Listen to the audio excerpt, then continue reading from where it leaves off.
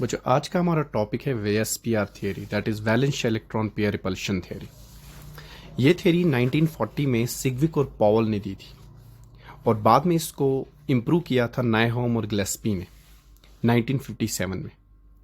इस थियरी का लेना देना एक एटम के वैलेंस शेल में पड़े हुए इलेक्ट्रॉन्स के पेयर पे है जो बॉन्ड बनाने के बाद रखता है। और जानते हो दो तरह के पेयर्स होते हैं, एक बॉन्ड बनाने वाले इलेक्ट्रॉन्स यानी बॉन्ड पेयर, और दूसरे जो अनशेयर्ड इलेक्ट्रॉन्स होते हैं जिन्हें लोन पेयर्स कहा जाता है। सपोज ये एक सेंट्रल एटम है जो पर्पल कलर में शो कर रहा हूं, ये बीच का एटम है और इस एटम के साथ साइड पे कुछ बॉन्डेड एटम्स आते हैं जो इसके साथ बॉन्ड बनाना चाहते हैं।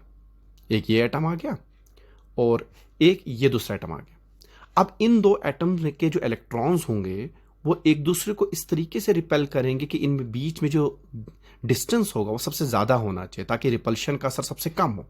अगर तीसरा एटम चौथा एटम लाए हैं तो आपस की रिपल्शन का असर सबसे कम होगा, तब जाके मॉलिक्यूल को एक पर्टिकुलर ज्योमेट्री मिलेगी। आपको मैं चार्ट बाद में सिखाऊंगा। इतना याद रखें कि जब भी इलेक्ट्रॉन्स के बीच में रिपल्शन होती है तो वो चाहते हैं कि उनको ऐसी जगह पर प्लेस करें जहां पर सबसे ज्यादा स्टेबिलिटी होगी। दो एटम से बनने वाला मॉलिक्यूल हमेशा लीनियर होता है, चाहे वो सिंगल बॉन्ड हो, चाहे डबल बॉन्ड हो, चाहे ट्रिपल बॉन्ड हो, उसकी शेप हमेशा लीनियर होगी।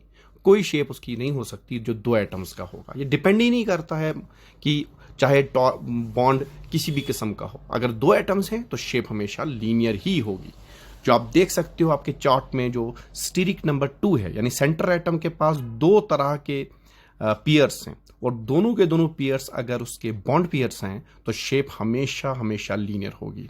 याद रखो आज के बाद जो नंबर ऑफ पियर्स एक एटम के इर्द गिर्द के होंगे उसे हम स्टीरिक नंबर बोलेंगे, यानी number of lone pairs plus number of bond pairs. अब एक एक करके हम स्टडी करते हैं। सपोज स्टीरिक नंबर 2 है। देखो सेंट्रल एटम के पास दो एटम्स हैं और सेंट्रल एटम के पास यही दो एटम्स हैं और कोई लोन पेयर नहीं है, तो इसकी शेप लीनियर होगी और कुछ नहीं होगी। जैसे कि कार्बन डाइऑक्साइड। कार्बन डाइऑक्साइड में सेंट्रल एटम कार्बन है, उसने अपने चारों के चारों इलेक्ट्रॉन बॉन्ड पेयर में यूज किए हैं। दो इलेक्ट्रॉन एक ऑक्सीजन के साथ यूज किए हैं, दो इलेक्ट्रॉन दूसरे ऑक्सीजन के साथ यूज किए हैं। ऑक्सीजन के लोन पे मैटर नहीं करते। कार्बन पे आपने देखना है, कार्बन पर्पल में शो कर रहा हूं, डबल बॉन्ड शो करूंगा मैं एक तरफ से ऑक्सीजन के साथ, फिर डबल बॉन्ड शो करूंगा दूसरे ऑक्सीजन के साथ, और ये दो ऑक्सीजन इतने दूर होंगे कि इनके बीच का एंगल 180 डिग्री का होगा, यानी इनकी शेप लीनियर होगी। ऐसे ही मॉलिक्यूल HCN और BH2 भी है। दूसरी शेप देखते हैं हम ट्राइगोनल प्लेनर। अब ट्राइगोनल प्लेनर के लिए आपका स्टीरिक नंबर 3 होना चाहिए, मीन सेंट्रल एटम के साथ 3 स्पीशीज जुड़ी होनी चाहिए, जैसे कि बोरान ट्राइफ्लोराइड। अब बोरान ट्राइफ्लोराइड में बोरान सेंट्रल एटम है और अपना एक एक इलेक्ट्रॉन एक एक फ्लोरीन का साथ उसने यूज किया है। इसका मतलब है 3 फ्लोरीन उसके स्टीरिक नंबर आ गए। आप सेंटर में देख सकते हैं एक पर्पल कलर का बोरान हमने शो किया है और साइड पे ग्रे कलर के 3 फ्लोरीन में शो कर रहा हूं। अब ये 3 फ्लोरीन के इलेक्ट्रॉन इस तरीके से रिपेल होंगे कि इनके बीच का एंगल 120 डिग्री का एक ही प्लेन पे लाई करेगा। इस तरह की शेप को ट्राइगोनल प्लेनर कहा जाता है। अब आपको एक और शेप दिखाता हूं, बेंट। बेंट शेप तब होती है, स्टीरिक नंबर 3 है लेकिन 3 में से 2 बॉन्ड पेयर है और एक लोन पेयर है। आप देख सकते हैं मैं ग्रीन में लोन पेयर शो कर रहा हूं। तो अगर 2 बॉन्ड पेयर और एक लोन पेयर होगा तो शेप बेंट होगी, हालांकि स्टीरिक नंबर 3 ही है। ये बहुत ध्यान से आपको स्टडी करना चाहिए कि अगर तीनों की तीनों बॉन्ड पेयर है तो शेप ट्राइगोनल प्लेनर है। देखिए देखिए सल्फर डाइऑक्साइड। अब सल्फर को देख सकते हैं, सेंट्रल एटम है, उसके पास एक लोन पेयर है और 2 बॉन्ड पेयर 2 ऑक्सीजन के साथ वो बनाया हुआ है।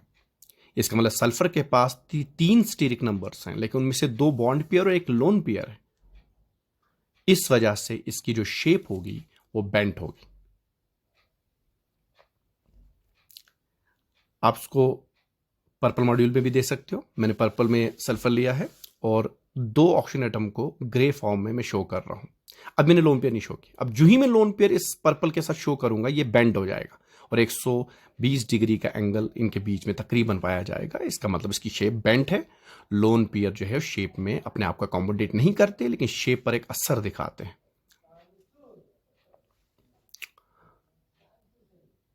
This is shape of sulphur dioxide which is bent. अब हम चलते हैं, थोड़ी सी प्रैक्टिस कर लेते हैं कि इसकी क्या शेप हो सकती है। जैसे कि BF3 है, N2 है और NO2 है। आप देख सकते हो BF3 मैं पहले ही समझा चुका हूं कि 3 स्टीरिक फैक्टर है और कोई लोन पेयर नहीं है, इसलिए इसकी शेप ट्राइगोनल प्लेनर होगी। नाइट्रोजन में 2 एटम्स इन्वॉल्व हैं, लीनियर शेप होगी, और NO2 नेगेटिव में 2 लोन बॉन्ड पेयर और 1 लोन पेयर है, इसलिए शेप बेंट होगी। तो पहले स्ट्रक्चर बनाओ, उसके बाद स्टीरिक नंबर को काउंट करो, फिर पता करो कितने बॉन्ड पेयर कितने लोन पेयर है, और फिर अकॉर्डिंगली 2 0 के लिए लीनियर, 3 0 के लिए ट्राइगोनल प्लेनर, और 2 A के लिए बेंट की शेप आप बच्चों ने याद रखनी है। इसके लिए आपको लेविस स्ट्रक्चर सही तरीके से बनाना आना चाहिए। देखिए, बोरान ट्राइफ्लॉइड को देख सकते हो, बोरान सेंटर में है, 3 बॉन्ड पेयर हैं, इसे शेप ट्राइगोनल प्लेनर है। नाइट्रोजन का मैं पहले ही कह चुका हूं, 2 एटम से बनने वाला मॉलिक्यूल हमेशा लीनियर शेप का ही होगा। और NO2 नेगेटिव को देख सकते हो, N सेंटर में है, 2 बॉन्ड पेयर हैं और 1 लोन पेयर है। इसका मतलब है कि इसकी शेप जो होगी वो बेंट होगी। तो 2 और 3 का स्टीरिक नंबर हम कवर कर चुके हैं, जिसमें 3 तरह की शेप हमने कवर की, एक लीनियर, दूसरी ट्राइगोनल प्लेनर और तीसरी बेंट। बेंट शेप में ओजोन और सल्फर डाइऑक्साइड भी आते हैं। सबसे इंपॉर्टेंट ज्योमेट्री टेट्राहेड्रल है, जिसका स्टीरिक नंबर 4 है, यानी 4 बॉन्ड पेयर 0 लोन पेयर, या 3 बॉन्ड पर 1 लोन पेयर, या 2 बॉन्ड पेयर 2 लोन पेयर। जैसे मीथेन, कार्बन सेंटर में है और साइड पे 4 हाइड्रोजन है, और कार्बन अपने चारों के चारों इलेक्ट्रॉन एक एक हाइड्रोजन के साथ यूज कर लिए हैं, इसके पास कोई लोन पेयर नहीं है। बीच में देख सकते हैं पर्पल में कार्बन, और देखो ग्रे में हाइड्रोजन आ रहा है, जुड़ रहा है, और जुड़ते जुड़ते इनके बीच में एंगल 109 डिग्री 28 मिनट्स का है। ऐसी शेप को टेट्राहेड्रॉन बोलते हैं, जिसमें आपके बॉन्डेड एटम्स टेट्राहेड्रॉन के कॉर्नर्स की तरफ डायरेक्टेड हैं। मीथेन है, अमोनियम है, या सल्फेट है, ये सब के सब टेट्राहेड्रल है। एक और ज्योमेट्री है जिसको पैरामीटर ज्योमेट्री कहा जाता है, या ट्राइगोनल पैरामीटर ज्योमेट्री कहा जाता है। इसकी सबसे बढ़िया एग्जांपल अमोनिया है। अमोनिया का जो मॉलिक्यूल होता है, उसमें नाइट्रोजन सेंट्रल एटम है, उसे 3 बॉन्ड बनाए हैं, लेकिन उसके बावजूद उसके पास 1 लोन पेयर है। बिकॉज नाइट्रोजन के पास 5 इलेक्ट्रॉन्स होते हैं, 3 वो बॉन्ड में यूज करता है और 1 पेयर ऐसे ही रखता है। तो अभी भी स्टीरिक नंबर 4 है, लेकिन इस स्टीरिक नंबर 4 में 3 बॉन्ड पेयर और 1 लोन पेयर है, और इस वजह से इसका एंगल 107.8 डिग्री, यानी 107.8 डिग्री का एंगल जो है वो टेट्राहेड्रल एंगल से कम है। क्यों है? क्योंकि लोन पेयर बॉन्ड पेयर को अपनी तरफ रिपेल कर देता है। देखिए, पायरामिड की तरह इजिप्ट के पायरामिड्स ऐसे होते हैं, एपेक्स एक है, नीचे से 3 बेसिस है। अब ट्राइगोनल पायरामिडल ज्योमेट्री के बाद आपके 4 स्टीरिक नंबर के लिए एक आखिरी ज्योमेट्री है, जिसे हम बेंट ज्योमेट्री कहते हैं। और बेंट ज्योमेट्री में आप फिर से इस बार देखेंगे कि लोन पेयर का असर बॉन्ड पेयर पे होगा और बॉन्ड पेयर करीब आएगा एक दूसरे के। अब बेंट ज्योमेट्री में सबसे टॉप एग्जांपल वाटर की है, H2O। ऑक्सीजन सेंट्रल एटम है, 6 इलेक्ट्रॉन उसके पास होते हैं, एक इलेक्ट्रॉन वो यूज कर गया है हाइड्रोजन के साथ बॉन्ड बनाने में, तो 2 पेयर्स उसके पास भी हैं, 2 लोन पेयर और 2 बॉन्ड पेयर। अब देखिए 2 बॉन्ड पेयर में शो कर रहा हूं।